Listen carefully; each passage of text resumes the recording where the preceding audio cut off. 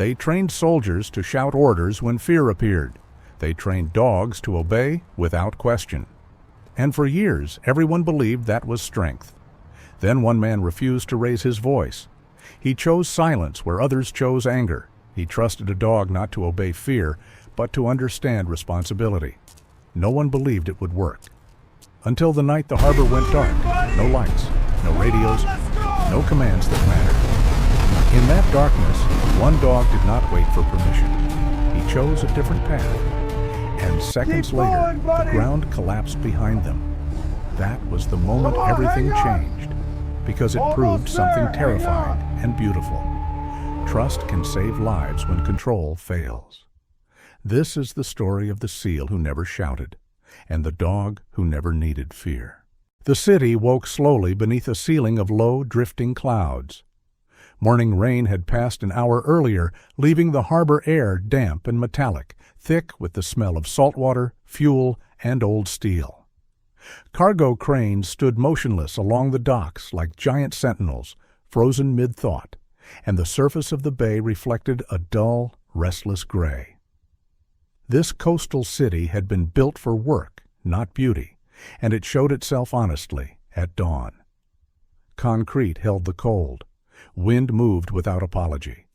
Sound carried far.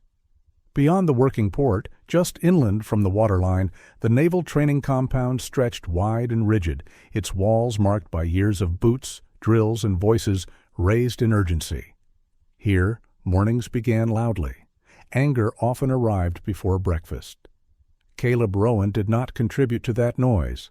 He stood near the edge of the training yard, 38 years old, tall without being imposing, his posture straight but unforced. His build was lean, shaped by discipline and repetition rather than bulk, and his movements carried the economy of someone who never wasted energy on display. His hair was dark brown, cut short to regulation, with thin lines of gray already visible at the temples. His face bore no dramatic scars, yet it carried the quiet weight of experience. Subtle lines at the eyes, a stillness around the mouth that suggested restraint, learned the hard way. His eyes were a muted blue, steady and observant, the kind that noticed patterns before reacting to them. He wore a navy training top and tactical pants faded at the seams, boots scuffed from years of concrete and steel. Nothing about him demanded attention, and yet he drew it precisely because of that. At his side sat Atlas. Atlas was a German shepherd, 4 years old, fully grown and powerfully built, his frame balanced rather than bulky. Muscle layered smoothly beneath a sable coat that darkened along his spine and shoulders.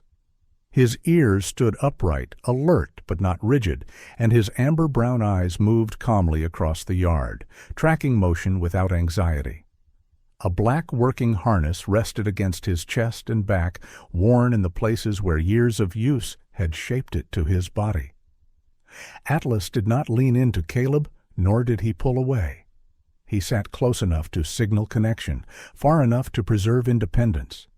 His tail lay relaxed against the ground, unmoving. This was not a dog waiting for reassurance. This was a dog waiting for context. Across the yard, voices cut through the damp air. Instructors moved between handlers with sharp steps and sharper words, correcting grip, posture, timing. Commands were barked loudly, often repeated louder than necessary. Leashes snapped when dogs hesitated. Some of the men shouted not out of urgency, but out of habit, equating volume with authority. The dogs responded as expected. Some stiffened and complied with mechanical precision. Others flinched, eyes darting, bodies tense. Fear traveled quickly in environments like this. It always had. Caleb watched without judgment. He had lived inside that system long enough to understand it. He had once believed in it. When the drill rotated to his position, the contrast became impossible to ignore. Atlas responded to commands with deliberate accuracy, not instantly, but precisely. During an obedience sequence that required a rapid reposition, Atlas paused for a fraction of a second, adjusting his angle in response to movement on the far side of the yard, before completing the task exactly as required. The delay was minimal. The intention behind it was not. "Correct him!" an instructor called out, his voice already edged with irritation. The man was broad and solid, sun-weathered, his presence filling space easily. That hesitation is unacceptable.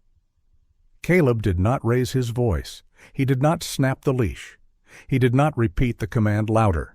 He lowered his hand slightly, palm open, a small, controlled signal. Atlas shifted his weight, aligned his position, and held it. The movement was calm. The outcome was perfect. The instructor approached, boots striking the pavement sharply. "Rowan," he said, standing close now, "dogs don't get time to think." Caleb met his gaze evenly. His voice, when he spoke, was low and steady, never competing with the noise around them. "He wasn't thinking," Caleb said. "He was checking." A few nearby handlers glanced over. One shook his head. Another smirked. "Out there," the instructor said, gesturing vaguely toward the imagined future of real operations. "Checking gets people killed." "So does panic," Caleb replied, without edge, without challenge. Atlas remained seated, ears rotating briefly toward the raised voice before returning to neutral. He did not interpret volume as danger. He interpreted environment. He was calm because calm had been allowed.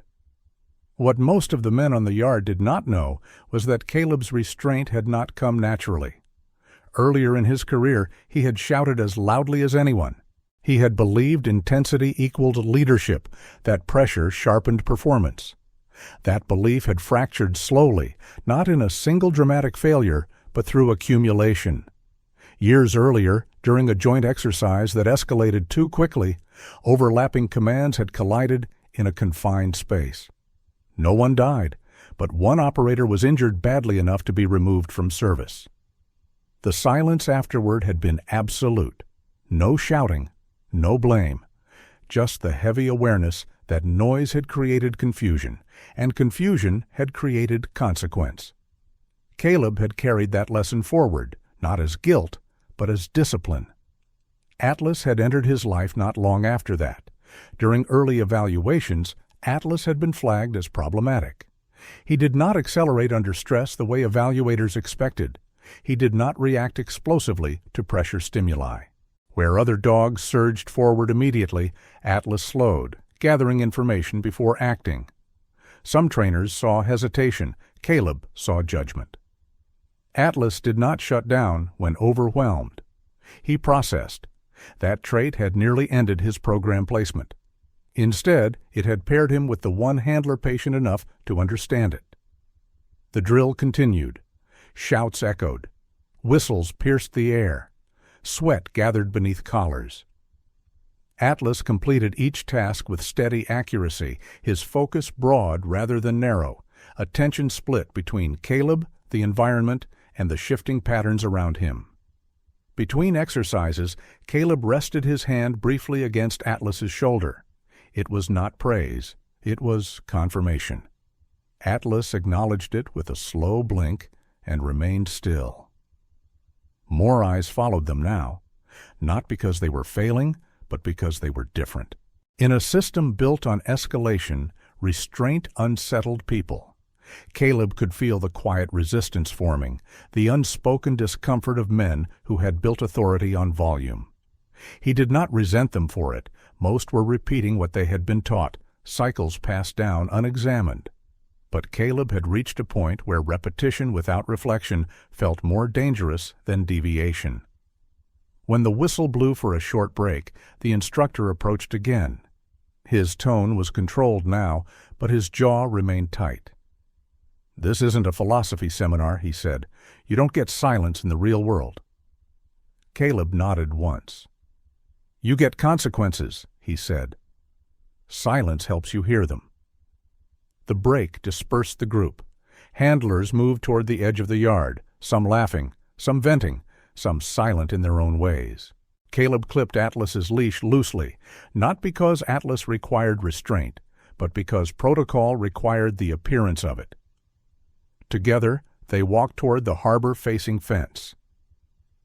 The wind lifted slightly, carrying the cry of gulls and the distant groan of a ship shifting against its moorings. The city stretched beyond the wire, indifferent and awake. Caleb stopped. Atlas stopped with him. No command was given. They stood side by side, watching the water move against steel, waiting for whatever would come next. Not tense, not defiant, just ready. In a place built on noise, that quiet was already a statement. The harbor carried a different rhythm once the morning drills were over. The sharper echoes of shouted commands faded behind concrete walls, replaced by the layered sounds of work that never truly stopped. Chains rattled against metal posts, engines hummed low beneath decks, and somewhere beyond the cranes, a horn sounded slow and patient, as if reminding the city that time moved forward whether people rushed or not. The sky had lifted slightly since dawn, clouds thinning into long, pale stretches that allowed light to spill unevenly across the water. This was not a quiet place, but it was an honest one. Nothing here pretended to be calm. It simply was what it was. Caleb Rowan chose this place deliberately. He walked along the outer edge of the pier with an unhurried pace, boots striking concrete in steady intervals. His posture remained relaxed, shoulders loose, hands calm at his sides. He did not scan the harbor the way a man searching for threats might. Instead, he watched patterns. The sway of a docked vessel as a wave rolled beneath it. The momentary pause before a crane arm shifted direction. The way sound bounced differently when the wind turned off the water. Caleb believed that training began long before commands were given. It began with learning how an environment behaved when no one interfered with it. Atlas moved beside him, the leash resting in a gentle curve between them. He did not pull ahead or lag behind. His steps matched the pace Caleb set, not through correction, but through familiarity. The German shepherd's head stayed level, ears adjusting subtly as new sounds entered the space. The harbor offered him layers of information that would have overwhelmed a less grounded animal. Salt and oil, rust and damp rope, the lingering trace of paint and cleaning chemicals, the sharp tang of human sweat carried on moving air. Atlas absorbed it all, sorting without haste. He had learned that urgency was not the same as importance. Caleb stopped near a row of stacked containers, their painted sides scarred and sun-faded. He did not issue a verbal command. He simply shifted his weight and let the silence stretch. Atlas paused with him, muscles engaged, but not tense. A gull passed overhead, casting a moving shadow across the ground. Somewhere behind them, a truck backfired. Atlas flicked an ear toward the sound, then returned his focus forward. Caleb raised his hand slightly, palm angled down, fingers loose. It was not a signal demanding action. It was an invitation to consider. Atlas stepped forward a short distance and stopped again. His nose lifted, testing the air. There was a narrow passage between two containers where the scent changed, sharper and less familiar. Atlas angled his body toward it, then glanced back at Caleb, eyes steady, waiting not for approval, but for alignment. Caleb nodded once. Atlas moved closer, slow and deliberate, placing his paws carefully on uneven concrete. He paused at the edge of the shadowed space, inhaled again, and then withdrew on his own, posture unchanged. The scent was old, harmless residue from industrial solvents. Nothing required escalation. Atlas disengaged without being told. The exercise ended without spectacle. Caleb rested his hand briefly against Atlas's shoulder, a quiet confirmation rather than praise. Atlas accepted it without shifting position. This was how they worked. No rush, no reward-driven theatrics, just clarity. From several steps away, someone had been watching. Sarah Mitchell stood near a bollard, partially shielded from view by stacked equipment. She carried herself with a contained awareness, as if she had learned long ago that drawing attention often came with unnecessary complications. Her build was lean, her stance balanced, feet planted in a way that suggested she spent much of her time observing rather than directing. Her hair was pulled back neatly, practical and unremarkable, and her clothing favored utility over impression. Sarah was known within the program as a behavioral specialist, though few instructors used the title with enthusiasm. She asked inconvenient questions. She noticed patterns others dismissed. Years earlier, a recommendation she had made had been ignored, only to be validated later through costly failure. Since then, she trusted evidence more than authority and patience more than persuasion. She approached without announcing herself, stopping just far enough away to avoid disrupting the dynamic between man and dog. "You let him disengage on his own," she said. Caleb turned slightly, acknowledging her presence. He didn't need to go further. Sarah's eyes remained on Atlas. She noted the relaxed set of his tail, the absence of stress around the eyes, the way his breathing remained even despite the sensory overload of the harbor. "Most handlers would have pushed him through the space," she said. "Just to be sure." Caleb's expression stayed neutral. "Certainty comes from understanding," he replied, "not from forcing repetition." Sarah considered that. "Command prefers predictability," she said. "They want to know exactly what the dog will do." "And I want to know why he does it," Caleb said. They walked together along the pier, not side by side in formal alignment, but close enough to share the same field of attention.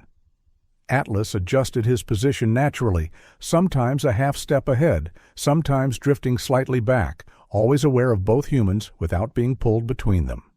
Sarah spoke again, her tone measured. "There's concern that this kind of training builds hesitation." Caleb stopped near the edge of the water. Atlas stopped with him. The leash remained loose. "Hesitation comes from uncertainty," Caleb said. "This builds judgment." Sarah looked at him then, really looked, as if recalibrating an internal scale. She had seen dogs trained to react flawlessly under controlled conditions. She had also seen them fail when reality refused to follow a script. What stood in front of her now did not fit neatly into existing categories. They resumed training with more complexity. Caleb altered the environment rather than the dog, changing approach angles, introducing unfamiliar objects, letting Atlas encounter uncertainty in manageable layers. Each time, Atlas paused, assessed, and acted within boundaries that had been established through trust rather than fear. When Atlas made a choice, Caleb accepted the outcome, adjusting the scenario instead of correcting the dog. The message was consistent. You are responsible. You are trusted. You are not alone. Sarah observed quietly, taking notes in a small notebook. She did not record reaction times or compliance percentages. She noted recovery speed, situational awareness, the way Atlas returned to baseline after each exercise. These were details that rarely appeared in official reports, but they told a more complete story. As the afternoon progressed, the harbor grew louder. Trucks lined up at the gates, radios crackled with overlapping chatter. Voices rose. Atlas remained steady, not detached, not dulled, present. When the session ended, Sarah closed her notebook and exhaled slowly. "They're not ready for this," she said, gesturing back toward the base. Caleb clipped the leash loosely. "Atlas is," he said. Sarah allowed herself a small, thoughtful smile. It did not reach for approval. It acknowledged recognition. "So are you," she said. They parted without ceremony. Sarah headed back toward the administrative buildings, already considering how to frame her observations in language that might survive review. Caleb remained by the water for a moment longer. The light had shifted again, the harbor settling into its late-day rhythm. Caleb turned away from the pier. Atlas followed, not because he was led, but because the direction made sense.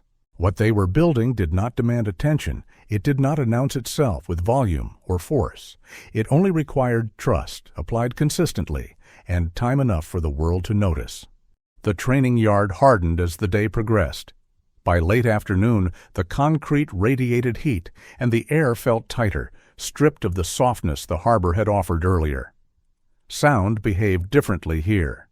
Commands struck hard surfaces and rebounded with authority. Lines were drawn sharply. Mistakes were corrected immediately. This was a place that rewarded certainty and punished hesitation, and it had shaped generations of men accordingly. Derek Vaughan stepped onto the yard with the confidence of someone who believed deeply in the system that had formed him. He was 41 years old, broad through the chest and shoulders, his strength compact and utilitarian rather than sculpted. His movements were direct, efficient, and left little room for interpretation. His hair was cut short to the scalp, and his face carried the permanent tension of a man who expected resistance before it arrived. Derek did not wait for acknowledgement. He assumed it. His voice carried easily across the yard, naturally firm, even when unraised, trained by years of command to dominate space. At his side moved his dog. The German Shepherd was 3 years old, dark-coated with sharp black markings along his back and legs, his frame taut with barely contained energy.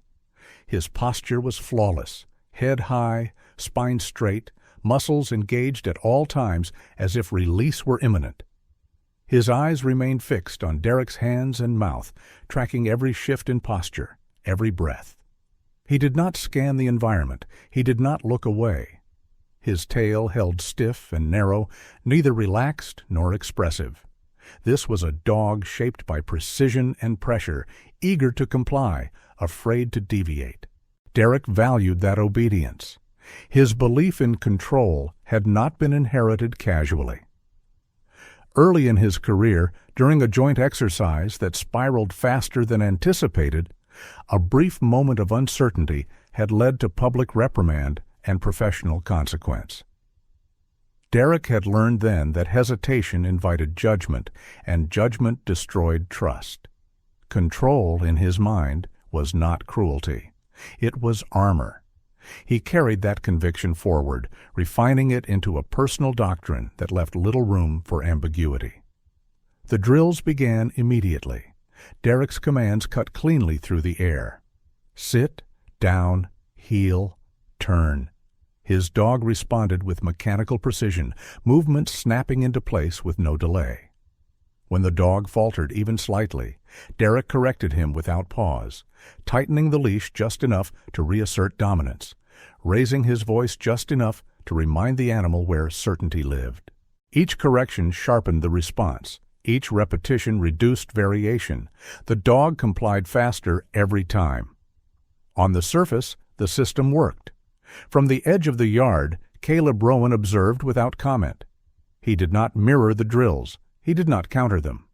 Atlas sat beside him, posture neutral, attention wide. Where Derek's dog narrowed his focus to a single authority, Atlas distributed his awareness across the environment. 2 animals, both disciplined. 2 philosophies, already diverging. Derek noticed them eventually. His eyes flicked toward Caleb and Atlas, lingering long enough to register the contrast. He had seen handlers like Rowan before, quiet, reserved, men who believed restraint equaled wisdom. Derek had never trusted silence. In his experience, silence followed mistakes. He ended his drill sharply and approached, boots striking concrete with purpose. His dog followed immediately, positioning himself precisely at Derek's left side, muscles rigid, gaze locked forward. "Your dog's slow," Derek said, not hostile, but firm enough to establish hierarchy.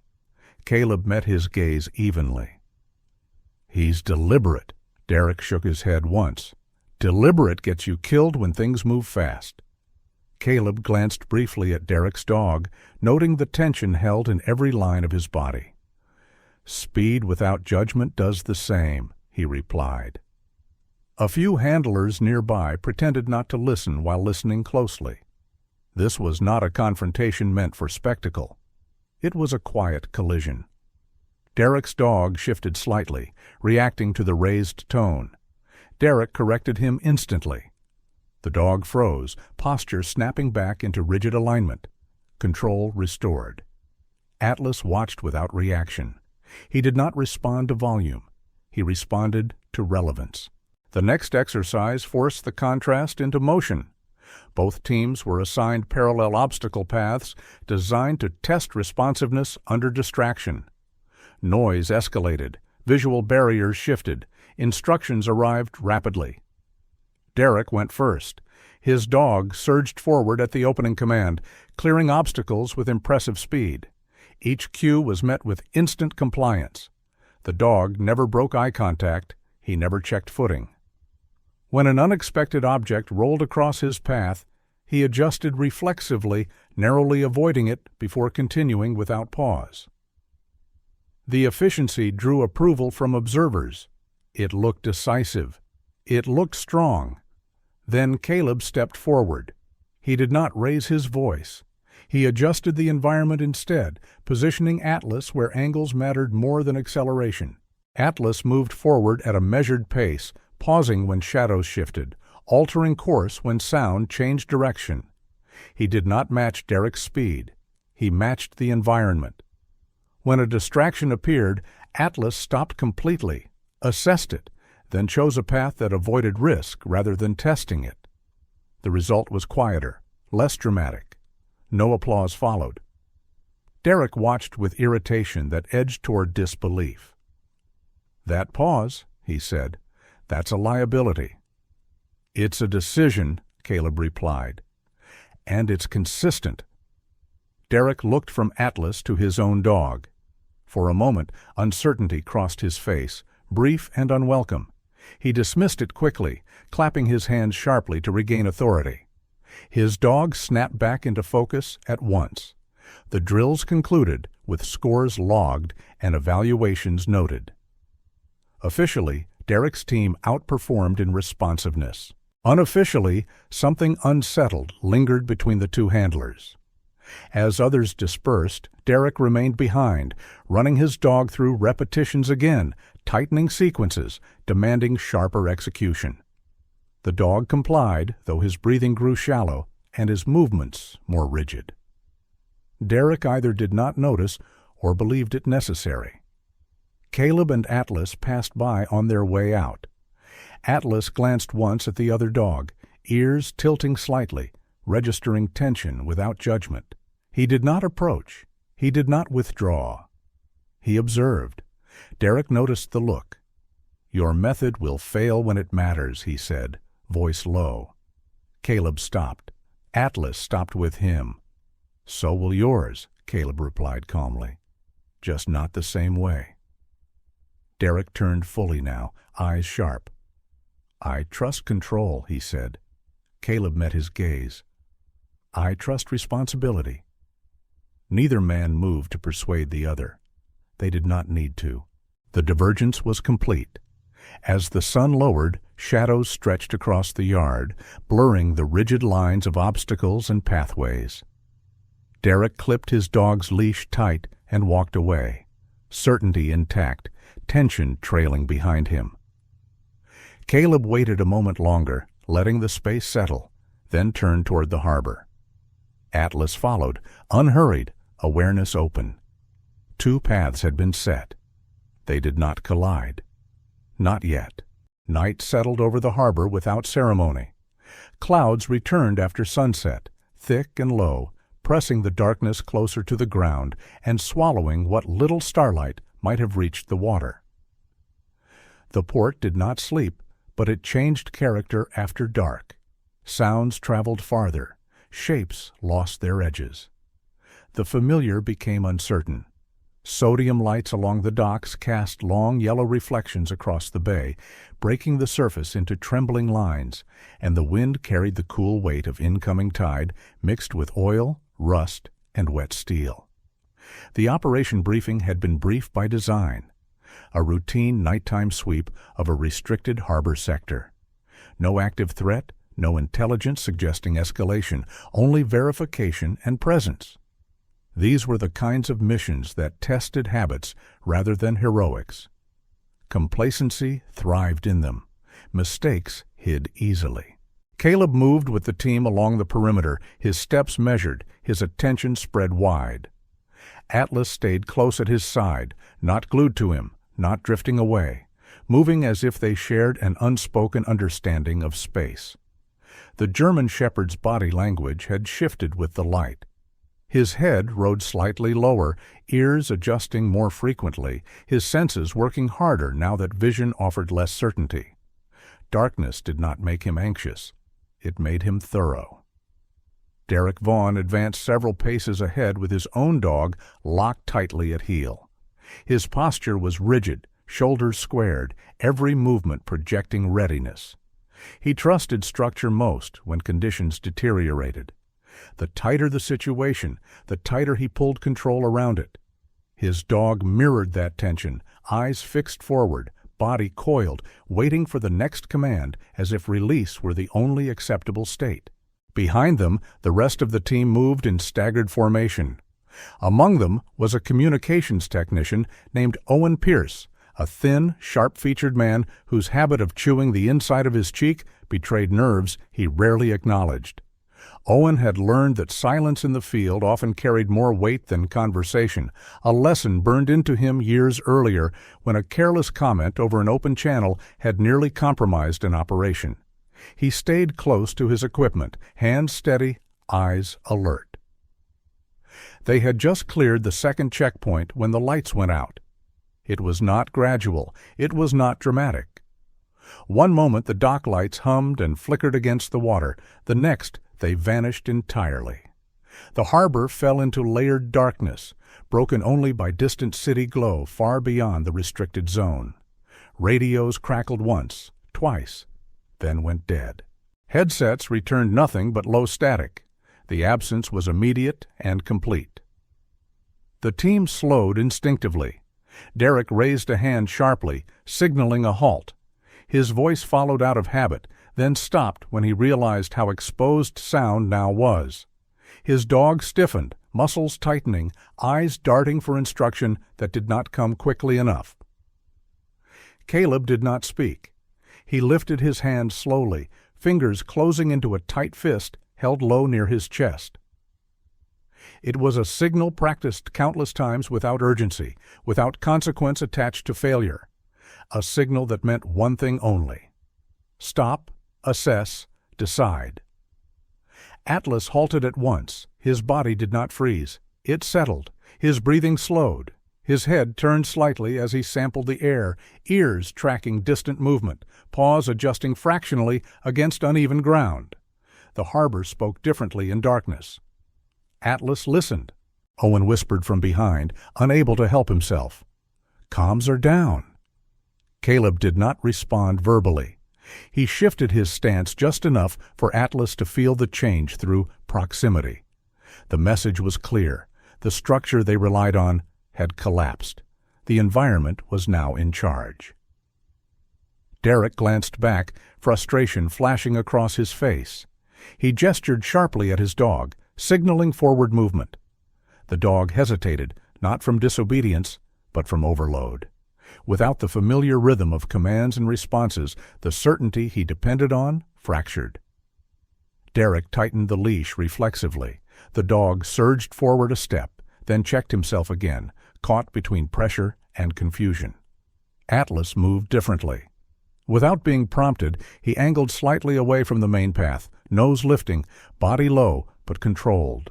He detected a subtle change in scent carried by the wind from the water's edge, something metallic and warm where it should have been cool. He paused, reassessed, then shifted course, placing himself between Caleb and that direction, a silent warning. Caleb noticed immediately. He did not praise. He did not restrain. He followed. Derek noticed too. "Rowan," he hissed, unable to keep urgency from his tone. "Stay en route." Caleb shook his head once, slowly. "Route's gone," he said quietly. Atlas continued to work, moving in short, deliberate arcs, mapping the darkness through scent and sound. A distant splash echoed oddly off steel pylons. Somewhere, a loose cable scraped against a hull. Atlas filtered it all, dismissing what did not matter, marking what did. He stopped near the edge of a service walkway and sat abruptly. The ground ahead gave off a sharp, unfamiliar odor, chemical and unstable, barely perceptible to human senses. A maintenance spill, poorly cleaned, harmless under normal conditions, dangerous now that the area was unlit and unmonitored. One misstep could send a man sliding into unseen equipment below. Caleb trusted the signal. He raised his hand again, this time flattening his palm downward and sweeping it slowly to the side. The team adjusted formation without question, even Derek, who followed reluctantly, jaw tight. They cleared the hazard in silence. Behind them, Owen exhaled shakily. He had not seen the danger. He had only felt it after the fact, the kind of realization that arrived too late to be useful. He looked at Atlas with new respect. The darkness stretched on. Minutes passed without restoration of power or signal. The team adapted, spacing themselves wider, moving slower. Atlas took point now, not by rank, but by necessity. He did not rush. He did not falter. He made decisions within the boundaries Caleb had built through months of restraint. Derek struggled to adjust. His dog responded inconsistently, obeying commands when given, freezing when they conflicted with new stimuli. The pressure that had once sharpened performance now blurred it. Eventually, the lights returned.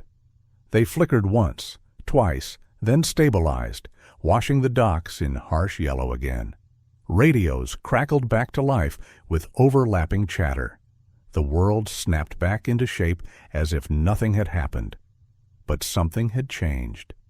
The team regrouped near the perimeter fence. Derek avoided looking at Caleb at first. When he finally did, his expression was guarded, unsettled. "Lucky call," he said. Caleb met his gaze evenly. "Prepared one," he replied.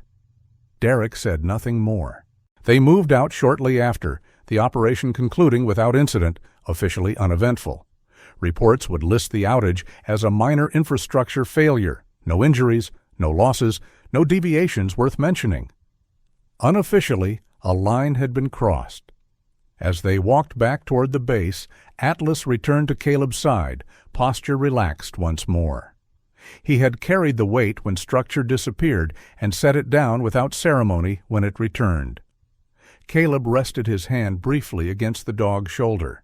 The lights had gone out, and in that darkness, the difference between control and trust had revealed itself without argument. The harbor did not fully recover its balance after the lights returned. Power restored shape, but it did not restore certainty. Shadows still clung where they should not have, and the air carried a faint vibration, as if the port itself had been unsettled by the sudden absence of order. The team moved again, slower now, each step measured not by protocol alone, but by memory of how quickly structure had vanished. Caleb adjusted his pace instinctively. Atlas stayed slightly ahead, not leading in formation, but positioned where his senses could read the space before human perception caught up. The German shepherd's movements were quiet and economical, paws placing themselves with care over damp concrete. His breathing was even. His focus was not fixed forward but spread wide, sampling wind, vibration, and scent in overlapping layers. Derek Vaughan walked several steps behind, his posture tighter than before. The outage had not broken his confidence, but it had unsettled it. His dog remained at heel, attentive and responsive, yet the rigid precision that once looked impressive now seemed brittle under the weight of uncertainty. Each time Derek issued a command, the dog executed it instantly. Each time, the execution cost him something unseen, a tightening that did not release.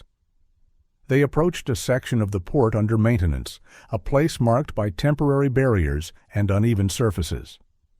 The ground here sloped subtly toward the water, and steel beams lay stacked in irregular patterns. Under normal lighting, the risks were obvious. Under compromised conditions, they hid easily. Atlas slowed, not enough to draw attention, just enough to mark a change. Caleb noticed immediately. He did not stop the team. He did not raise a hand. He adjusted his stride to match Atlas's hesitation, allowing space for information to surface. Atlas lifted his head slightly, nostrils flaring as he sampled the air again. There was a smell beneath the familiar layers of salt and oil, something sharp and metallic, carrying warmth where there should have been cool. His ears rotated toward the water, then back toward the stacked beams. Atlas angled his body away from the marked path. Caleb followed without hesitation.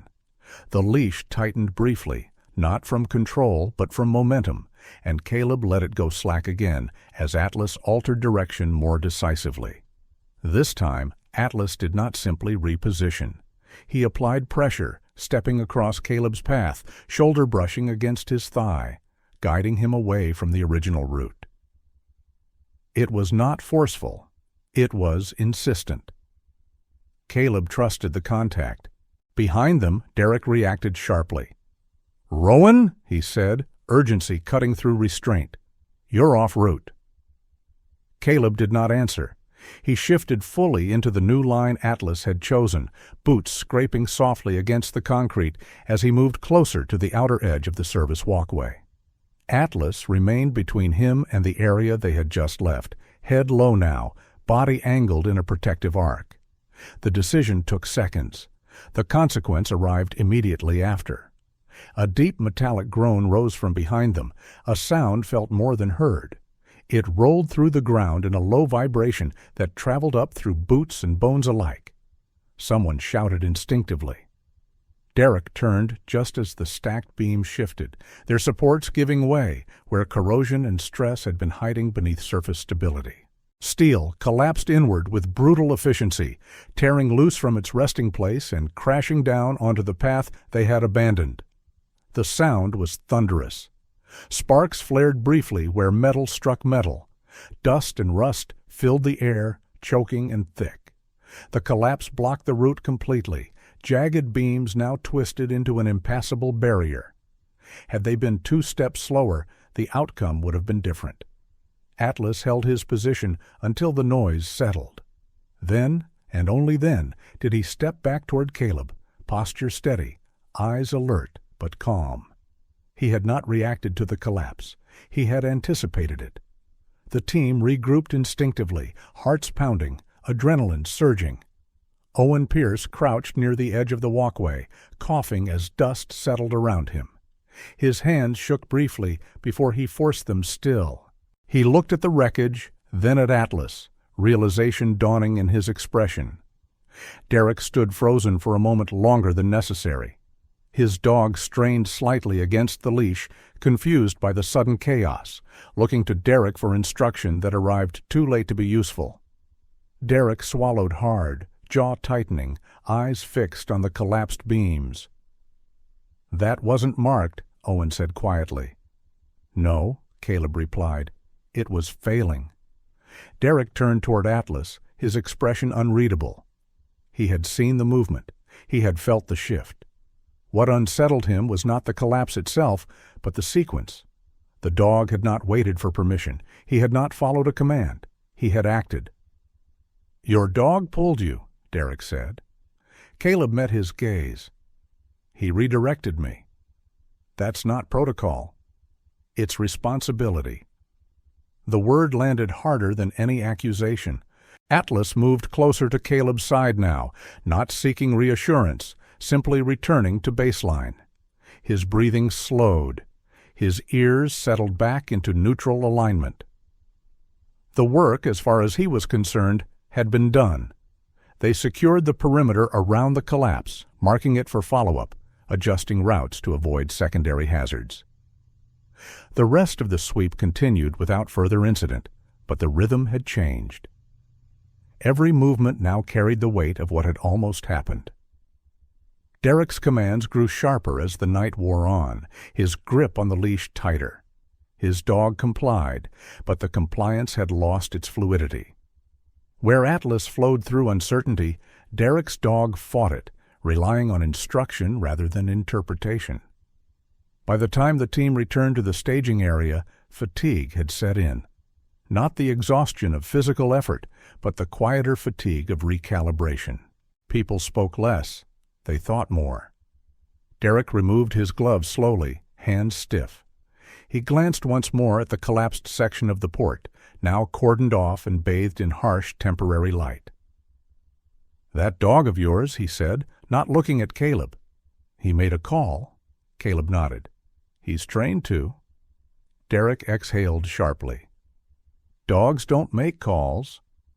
"Partners do," Caleb said. There was no argument after that. Atlas sat at Caleb's side as they waited for transport back to base, posture relaxed, tail resting against the concrete. He did not replay the moment. He did not anticipate praise. His world had returned to equilibrium, and that was enough. The collapse would be logged as a structural failure. Reports would note corrosion, inadequate support, environmental stress. No line would mention a dog's decision or the trust that allowed it. But Caleb would remember the feel of Atlas's shoulder against his leg, the quiet insistence of a choice made without fear, the seconds that separated presence from loss. Atlas had not acted because he was ordered. He had acted because he had been trusted to carry responsibility when it mattered. The night did not loosen its grip after the collapse. If anything, it pressed closer, as if the harbor itself had become aware of the weakness hidden beneath its steel skin. Emergency lights glared against wet surfaces, casting harsh shadows that moved when nothing else did. The team regrouped beyond the cordoned area, the smell of rust and disturbed concrete lingering in the air like a warning that refused to fade. Derek Vaughn stood apart from the others, shoulders tight, jaw clenched. He replayed the moment again and again, not the sound of the beams falling, but the movement just before it. The shift, the choice, the dog that had not waited. He tightened his grip on the leash without realizing it.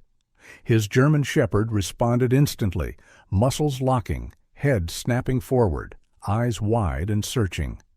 The dog had been trained to read pressure as urgency, tension as instruction.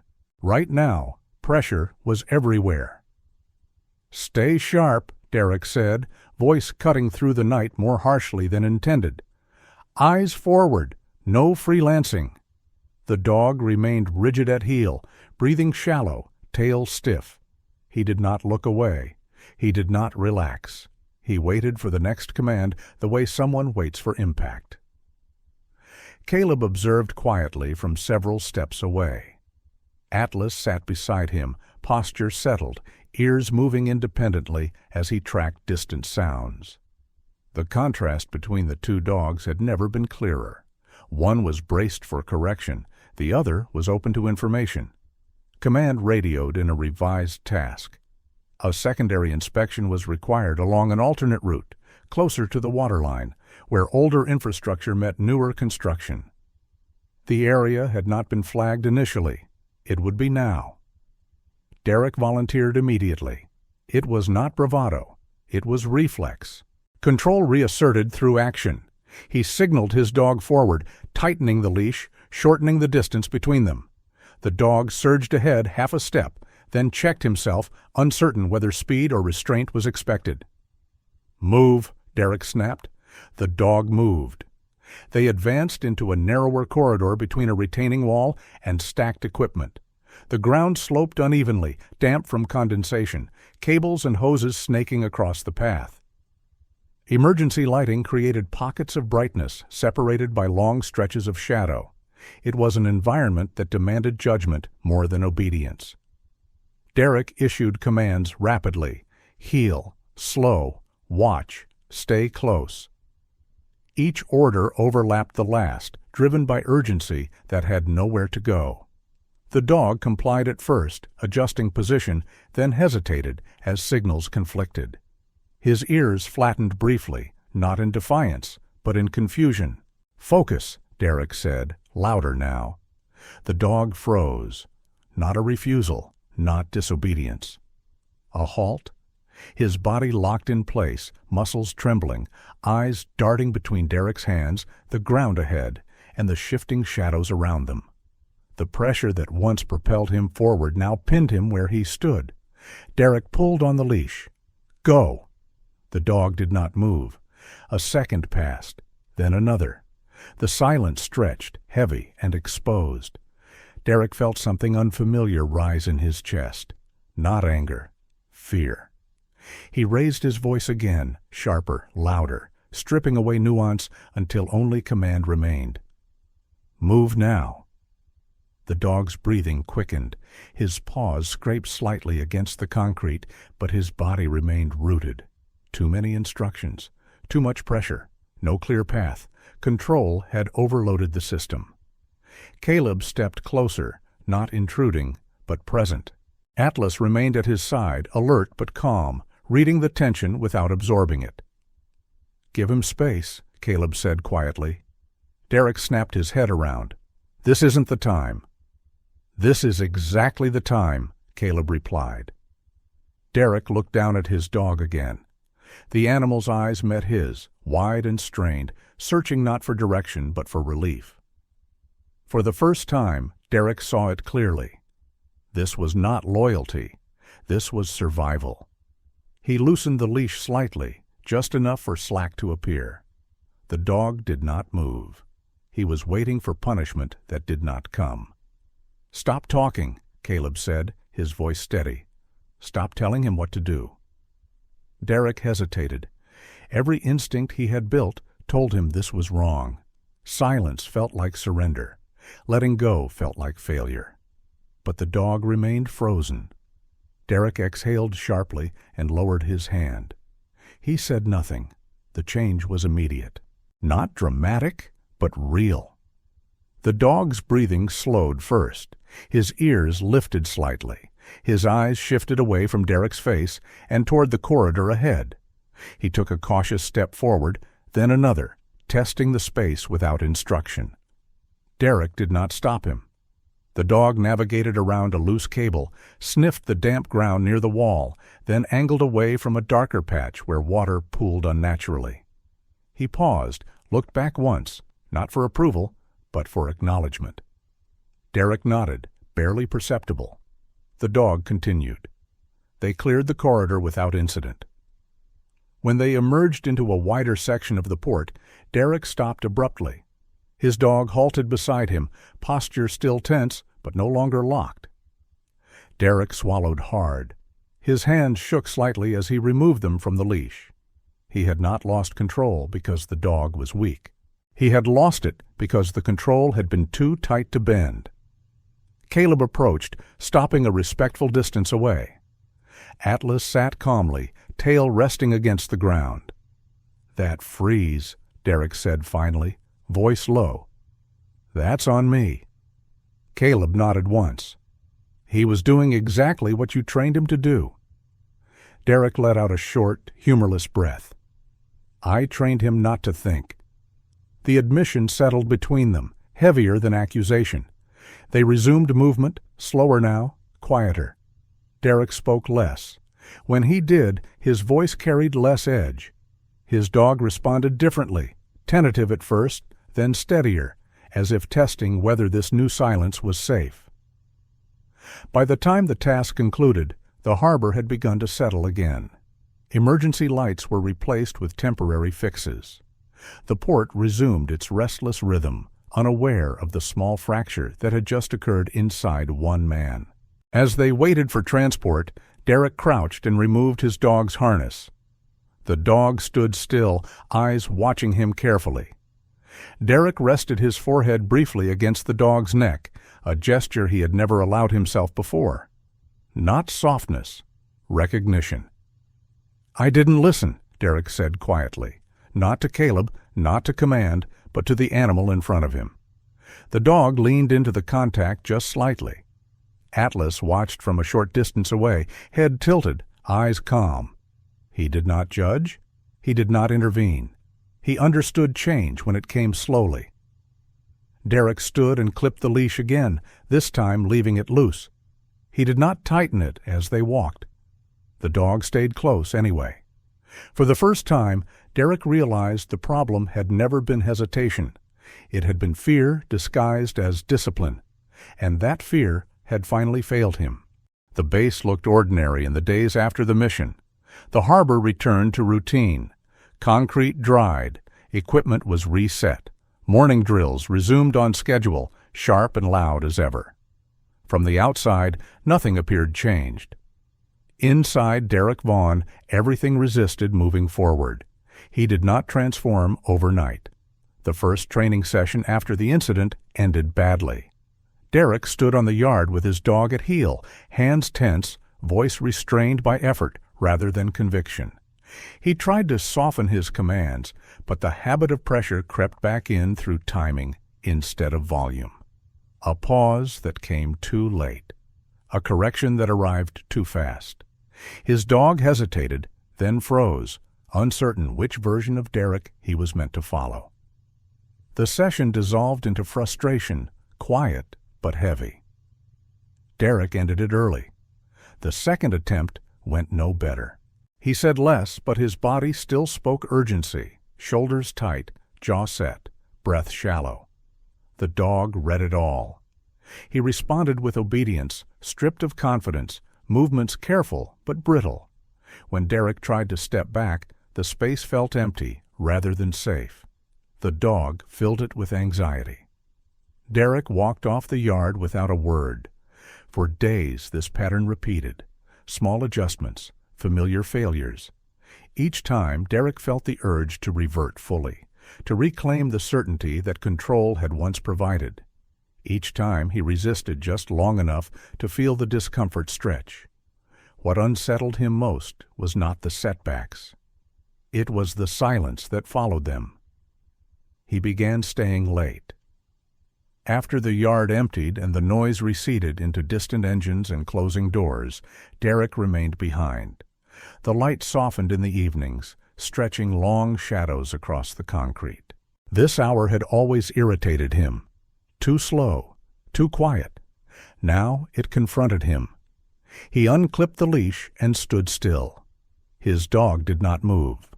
The German shepherd watched him carefully, posture alert but restrained, ears shifting as if listening for a command that never arrived. Derek felt the familiar urge rise in his chest, the need to fill the space with instruction. He swallowed it. They stood there, man and dog, neither advancing. Minutes passed. The dog shifted his weight, uncertain. He took a tentative step forward, then stopped, looking back at Derek. Derek did nothing. He kept his hands loose at his sides, gaze steady but unforcing. The dog sat. It was not a trained response. It was a decision. Derek exhaled slowly, surprised by the tightness he had been holding. He did not reward the behavior. He did not mark it. He let it exist. The next evening he stayed again, and the next. Some sessions ended with nothing accomplished by measurable standards. No obstacles cleared, no drills completed, just presence, waiting. The kind of waiting Derek had always dismissed as wasted time. Caleb noticed before Derek realized he had been observed. Caleb never commented. He passed the yard at a distance with Atlas beside him, posture unchanged, pace unhurried. Atlas occasionally glanced toward Derek and the other dog, ears tilting slightly, reading tension without engagement. Derek felt the contrast like a quiet pressure at his back. One evening, Sarah Mitchell stopped near the fence. She leaned against the railing, arms folded loosely, her presence unobtrusive. She had learned long ago that observation was most accurate when it went unannounced. "You're staying late," she said. Derek did not look at her. "I'm failing slower," he replied. Sarah watched the dog, noting how his tail now rested lower, less rigid than before, how his breathing eased when no commands came. "That's not failure," she said. "That's recalibration." Derek let out a short breath that might have been a laugh. "Feels like standing still." "Standing still is hard for people who've survived by pushing forward," Sarah said. "There's usually a reason for that." Derek nodded once. He did not ask her to elaborate. He did not need to. The dog took a few steps toward a discarded cone, sniffed it, then looked back. Derek waited. The dog circled the object, then disengaged, returning to Derek's side. No command had been given, no correction followed. Sarah watched the exchange carefully. "He's checking whether silence is safe," she said. Derek kept his eyes on the dog. I don't know how to show him it is." "You already are," Sarah replied, "by not taking it away." She left shortly after, footsteps fading into the evening. Progress came unevenly. Some days Derek slipped. A sharp word escaped. The dog stiffened instantly, old patterns snapping back into place. Derek stopped the session each time it happened, resisting the instinct to push through. He learned to end on uncertainty rather than forcing resolution. It felt wrong. It felt necessary. Gradually, something shifted. The dog began offering behavior without prompting.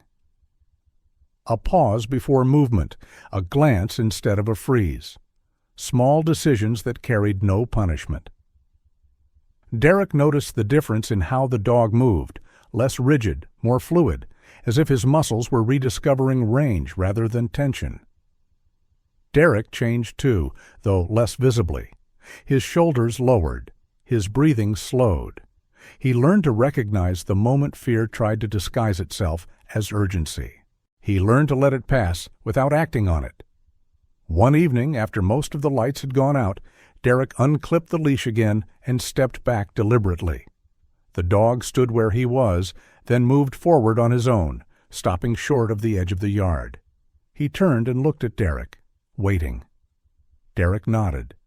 The dog continued, slow and confident, navigating the space without instruction. When he returned, Derek knelt and rested his hand briefly against the dog's chest, feeling the steady rhythm beneath his palm. The contact was not dominance. It was acknowledgement. Caleb watched from across the yard, unnoticed. Atlas sat beside him, calm as ever. The older dog did not mirror the movement. He did not intrude. He simply observed, recognizing a familiar pattern taking shape. Trust rebuilt itself the way muscle did after injury. Slowly, unevenly, with patience that could not be rushed. Derek remained on the yard long after the session ended, standing in the cooling air, letting silence settle without filling it. For the first time, waiting no longer felt like weakness. It felt like work. The harbor softened as the day gave way to evening. Heat bled out of the concrete, and the wind off the water carried a cooler patience with it. The sky lowered into a band of amber and slate, light stretching long across steel and glass, turning cranes and hulls into silhouettes that seemed almost gentle. This was the hour when noise lost its edge and motion slowed into intention. The port kept working, but it did so with less urgency, as if even machines understood the value of restraint. Caleb Rowan walked along the familiar edge of the pier, with Atlas beside him. The leash hung loose, more a symbol than a necessity. Atlas moved in quiet alignment, neither leading nor lagging, his presence steady and unforced. He read the harbor as he always had, sampling the air, listening to the low thrum beneath the surface, noting the difference between routine movement and irregular change. Nothing demanded action. Everything invited awareness. They were no longer watched with curiosity alone. Across the unit, habits had begun to shift. Not loudly, not through directives or briefings. The change moved the way weather did, gradual and undeniable. Handlers spoke a little less. Some allowed pauses to exist without filling them. Others experimented cautiously, altering environments rather than escalating corrections. No one announced the adjustment. They simply noticed results and followed them. Sarah Mitchell observed these changes from the margins. She did not claim credit, nor did she seek acknowledgement. She had learned long ago that progress lasted longer when it was allowed to believe it had arrived on its own. She watched Caleb and Atlas from a distance as they passed, noting the ease of their movement, the absence of tension. The pair had become a reference point without becoming a spectacle. Derek Vaughn stood near the edge of the yard, watching them go. His posture had changed in ways that were subtle enough to be missed by anyone not looking closely. His shoulders no longer carried the same constant elevation. His voice, when he used it, had lost its sharpest edges. His dog stood beside him, attentive without being rigid, eyes moving between the environment and Derek with curiosity rather than fear. Derek had not become quiet. He had become selective. Earlier that afternoon, a routine evaluation had placed Derek's team alongside Caleb's. The metrics looked different now. Less speed in the opening seconds, more consistency across the full sequence, fewer corrections, more recovery. The dog made decisions within structure rather than against it. The evaluator had raised an eyebrow, said nothing, and written carefully. Afterward, Derek had approached Caleb without ceremony. "It works," he said, as if admitting a fact rather than conceding ground. Caleb had nodded once. "It lasts," he replied. That was all that needed to be said. Now, as the sun lowered further, Caleb and Atlas continued along the pier. The water reflected the sky in broken color, and gulls drifted low, their cries softened by distance. Atlas adjusted his pace once, ears lifting briefly as a boat engine changed pitch, then settling again when nothing followed. He did not need reassurance. He needed room to decide. Caleb gave him that room. They reached a stretch of dock where the city noise fell away and the harbor opened into wider space. Caleb stopped. Atlas stopped with him. No signal passed between them. The alignment was complete, without instruction. Caleb rested his hand briefly against Atlas's shoulder, not to command, not to praise, but to acknowledge presence. Atlas accepted the contact without shifting position. Trust did not require reinforcement. It required consistency. Behind them, footsteps approached at an unhurried pace. Derek stopped a respectful distance away. He did not interrupt the moment. His dog sat at his side, posture easy, tail resting against the concrete. "I used to think strength had to sound like something," Derek said quietly. "Like it had to announce itself?" Caleb did not turn. "Most people do," he said. Derek watched the horizon where light met water. "Turns out the strongest moments I've seen were silent." Caleb nodded. "Silence lets you hear what matters." Derek hesitated, then extended a hand slightly, palm open, a gesture he had practiced with uncertainty and intention. His dog glanced at him, then forward, then moved on his own, taking a few measured steps before stopping. He looked back, waiting. Derek did not fill the space. The dog continued, exploring the edge of the dock with calm interest, then returned, sitting where he had begun. No command had been given, no correction had followed. Derek exhaled, something easing in his chest. "I thought letting go meant losing control," he said. "It means sharing it," Caleb replied. The light faded further, deepening the colors, lengthening the shadows until the harbor seemed to breathe more slowly. One by one, lights along the pier flickered on, not harsh this time, but warm, steady, sufficient. Caleb and Atlas turned back toward the base together. The leash remained loose. Atlas stayed close, not because he was bound, but because the path made sense.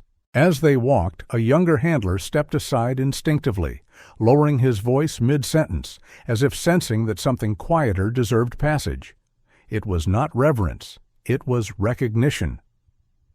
By the time they reached the edge of the compound, the standard had already been set. Not written, not enforced, demonstrated. Caleb did not linger. He never had. He moved forward, trusting that what needed to remain would do so without him guarding it. Atlas walked beside him, ears relaxed, eyes open, body at ease. He had never needed fear to perform. He had never needed force to commit. He had needed clarity, consistency, and the space to act when it mattered.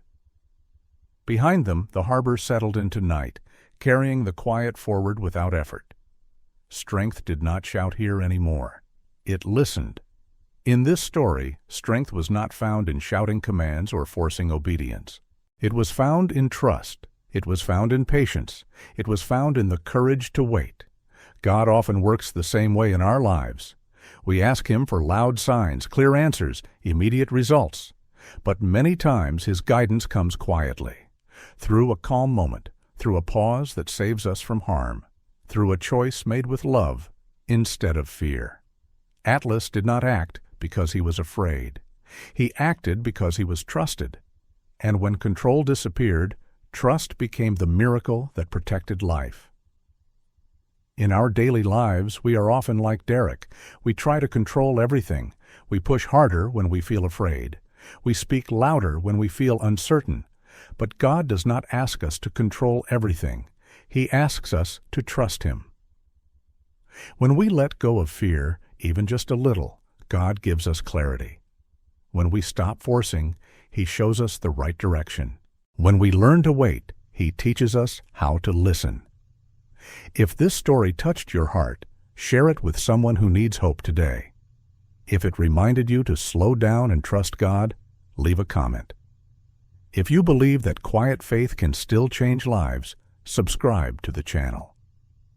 May God bless you, protect your steps, and guide you gently through every dark moment. If you believe that faith works even in silence, type Amen in the comments. Amen.